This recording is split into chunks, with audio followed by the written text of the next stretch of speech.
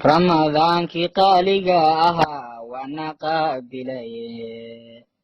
ramadaankii qaaliga ahaa waana qaabilaye wardadow qur-aankiyo wardiga qowlku ha ahaado wardadow qur-aankiyo wardiga qowlku ha ahaado oo qiyaamu leylkiyo baryaha yaan la kala qaadin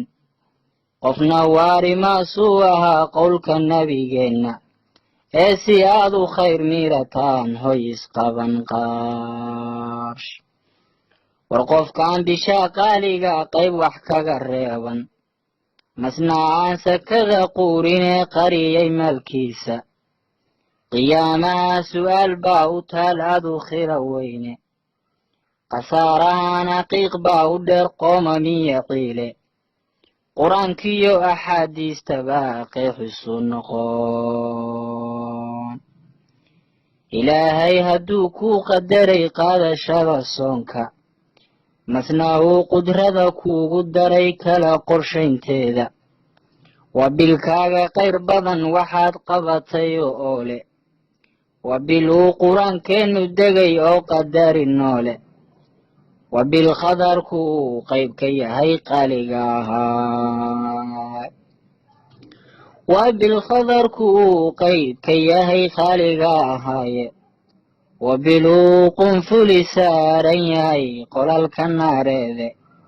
waa bishii ibliis loo qabilay qaadariyo hooge waa bishii ibliis loo qabilay qaadariyo hooge waa bil uu qabowgii jannada qaadir noo furaye qariga qur-aankiyo akhriya qowlka nabigeenna waa bil uu qanaaciyo ku jiro qayb waxbarashaad qaraabada qidmada loo hayaa qayb waxtara weeye dariskana midkaan quud lahayn looma qaban weyne balse qaabka aan yeelnaba qaadirnala eegi qanaacada xaggoodana waa laysku qorayaaye waa bil qayrku uu furan yahoo qaali yahay shaygu qalbi nugul haddii aad tira qaybtaniga hooya qiyaamaha waxaa tegi adoon qoorta lagu hays allah ayuu qof weysaystayo qiraya tawxiidka qudiyo qaxwana aan dhadhamin qaadir amarkaaga qaladkana kahaajirahayo qoomamadahaaya qiyaamana xusuusanee ku jira qowlka hayseejin oo ku qaabilayo allow qaalisanahaaye allahayow bisha qaaliga qayrka hayseejin allahayow bisha qaaliga qayrka hayseejin